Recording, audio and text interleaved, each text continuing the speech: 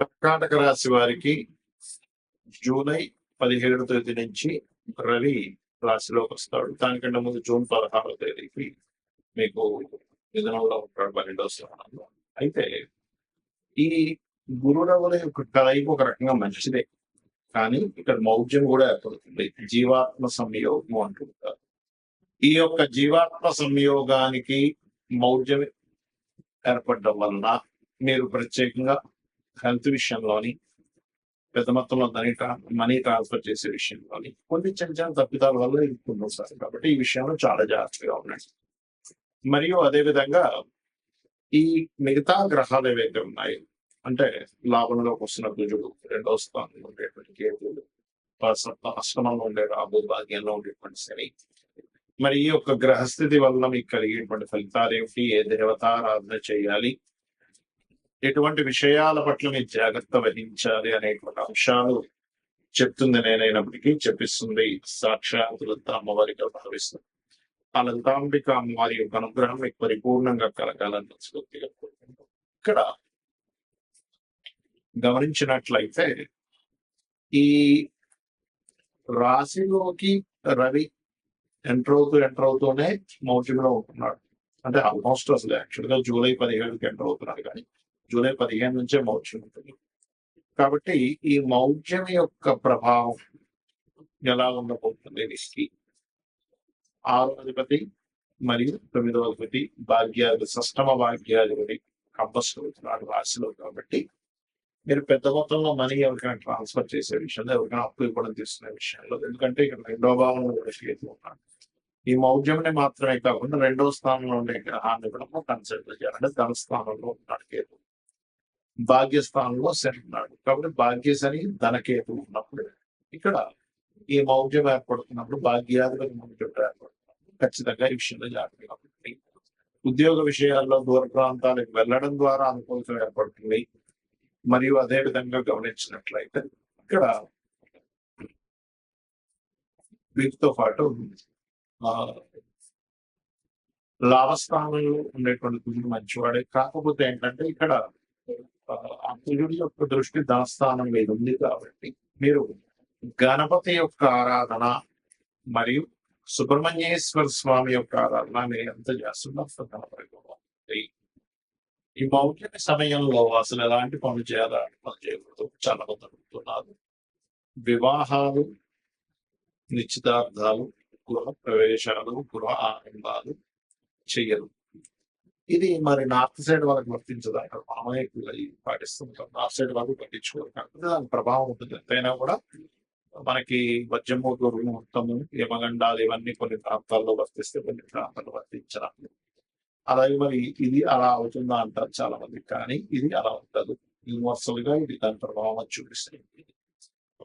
వాళ్ళు కూడా పాటించాలి. వాళ్ళు పాటించట్లేదు కానీ పాటించాలి అక్కడ నివసించే వాళ్ళు. ఎందుకంటే మనం చూడండి, ఇప్పుడు రాక్ ఉంది, ఇక్కడ పాటిస్తున్నారు చాలా మంది. మీరు కనుక తమిళనాడులో గనక నివాసం ఉన్నట్లయితే ఖచ్చితంగా రాకాలు అక్కడ పాటించాలి. ఇక్కడ ఉన్నప్పుడు వజ్రము, దుర్ముహూర్తము, అదేవిధంగా యమగండం పాటించాలి. కానీ ఈ మౌఢ్యానికి సంబంధించినవి ప్రపంచం మొత్తం పాటించాలి. అయితే చాలా మంది ఈ మౌఢ్యానికి కొన్ని తెలియని కొన్ని ఎలా అంటే రెగ్యులర్ గా చేసేవి కూడా అవుతూ ఉంటారు. అంటే అలాగా ఉద్యోగం వచ్చింది, ఉద్యోగంలో జాయిన్ అవ్వాలి, మౌఢ్యంతో సంబంధం లేదు, అది మీ యొక్క జీవితానికి సంబంధించినటువంటి మీ నిత్య జీవితంలో మీకు డబ్బులు రావాలంటే కాబట్టి మౌఢ్యంతో సంబంధం లేదు. అలాగే రెంటిల్లో మారుతున్నారు, పెద్దగా సంబంధం అయిపోతుంది. కాకపోతే మౌఢ్యంలో అవాయిడ్ చేస్తే మంచిది. అంతేగాని పెద్ద తనలో ఏదో వస్తుందని మాత్రం అనుకోకండి. అదేవిధంగా ఇంకొంతమంది కొన్ని మరమ్మతులు చేయించుకుంటూ ఉంటారు ఇంట్లో. ఏమిటి వాస్తు దోషం ఉంది, మౌఢ్యంలో చేయించుకోవచ్చు, ఏమి సంబంధం లేదు. నువ్వు సెట్ చేసుకునే దానికి చేసుకోవచ్చు. ఎలా అయితే ఔషధ సేవన విషయంలో ఫలానా నక్షత్రాలు మంచిదని చెప్తాడు, కానీ నీకు అత్యవసరం ఉన్నప్పుడు వ్యక్తి కత్తు గుడి చేశాడు, బ్లడ్ వచ్చేస్తా, అమ్మ ఇప్పుడు మౌఢ్యం ఉందండి, ఈరోజు దుర్ముహూర్తం ఉంది, వర్జం ఉంది, లేకపోతే యమగండం ఉంది, ఇప్పుడు హాస్పిటల్ వెళ్ళకూడదు అంటే ఎలా?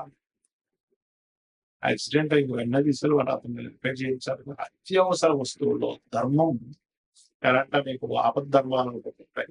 అలాంటి సందర్భంలో ఈ మౌఢ్యం సంబంధం లేదు. అలాగే మరొక విషయం ఏంటంటే, ఇప్పుడు నేను మీకు ఇందాక ఒక్కొక్క రాశి వాళ్ళకి మీకు చెప్తూ వచ్చా. ఈ మౌఢ్యమే సంబంధించిన విషయం. మేషం వారికి ఈ ప్రాపర్టీ విషయంలో, వృషభం వారికి అగ్రిమెంట్స్ అని, మిథునం వారికి దాని విషయంలో, కర్కాటకం వారికి అప్పుల విషయంలోని, లేకపోతే బాధ్యత నష్టంలోని, సింహం వారికి ఇన్వెస్ట్మెంట్స్ అని, కన్య వారికి బిజినెస్ రిలేటెడ్, తుల వారికి జాబ్ సంబంధించిన, మరియు అదేవిధంగా వృచ్చికం వారికి దూర ప్రాంతాలు అండ్ ప్రయాణ సంస్కారాలు, ధనస్సు వారికి షేర్ మార్కెట్ అండ్ ఇన్సూరెన్సెస్, మకరం వారికేమో వివాహ సంబంధించిన, మరియు ఈ కుంభం వారికేమో మన ఏదైతే ఇందాక చెప్పుకున్నామో ఈ అప్పులు ఇవ్వడం తీసుకోవడం, జాబ్ సంబంధించిన, మరియు అదేవిధంగా శత్రుత్వాల విషయంలో మీనం వారికి సంతాన సంబంధించిన. ఎందుకు అంటే వాళ్ళ లగ్నం నుంచి ఆ భాగం ఆ స్థానం అన్ని విషయాలు కాదు, పర్టికులర్ గా వాళ్ళ పర్సనల్ చార్ట్ లో ఈ విషయంలో జాగ్రత్తగా ఉండాలి. యూనివర్సల్ గా జరిగే కొన్ని శుభకార్యాలకు ఎందుకు శుభకార్యాలు చేయరు ఆ సమయంలో అంటే గురువు యొక్క దృష్టి, శుక్రుడి యొక్క దృష్టి, రవి యొక్క కిరణాల చేత, రవి గత సమీపంలో వెళ్ళడం వల్ల వాటి యొక్క ప్రభావం తగ్గిపోతుంది.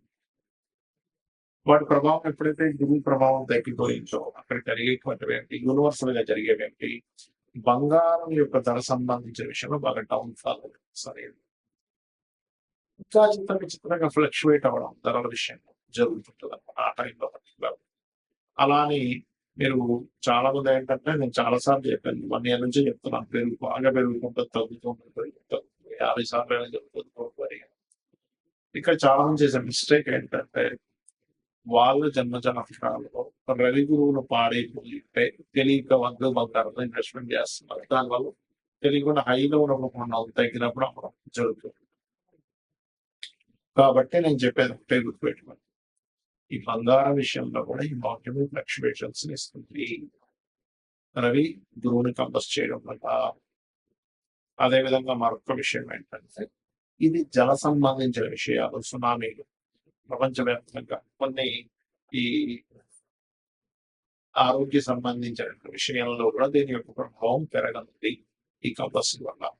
కాబట్టి అందరూ కూడా కాచి చల్లార్చిన నీటిని తాగండి, మరియు కాస్త నీటి ప్రాంతాలు దగ్గరగా ఉండండి. అదేవిధంగా ఇది ఒక రకంగా చెప్పాలంటే ఒక జీవాత్మ సంయోగం వంటి ఉంటుంది. ఎవరికైనా ఉన్నప్పుడు వాళ్ళకి ఇంట్యూషన్స్ కూడా బ్రహ్మాండంగా పనిచేస్తాయి చెప్పాలంటే, ఒక డిగ్నిఫైడ్ నేచర్ లో కూడా వెళ్తారు. కాకపోతే ఏంటంటే మనకి యోగము అంటారు జ్యోతిష్ శాస్త్రంలో. మన జన్మజాతకంలో కానీ గోచారంలో కానీ 2 గ్రహాల కలయిక, లేదా ఒక గ్రహం ఒక రాశిలో ఉన్నప్పుడు యోగము, ఒక గ్రహం ఒక నక్షత్రంలో ఉన్నప్పుడు యోగము, గ్రహంతో కలిసి ఉన్నప్పుడు ఇంకొక యోగం, 2-3 గ్రహాలు కలిస్తే మరొక యోగం. ఇలా యోగం ఏర్పడి గోచారంలో ఇచ్చే రిజల్ట్స్ చాలా బలంగా ఉంటాయి, గుర్తుపెట్టుకోండి. యోగం ఏర్పడకుండా ఇచ్చేటువంటి రిజల్ట్స్ లేదు, 2 గ్రహాలు కలిసినప్పుడు వేరు.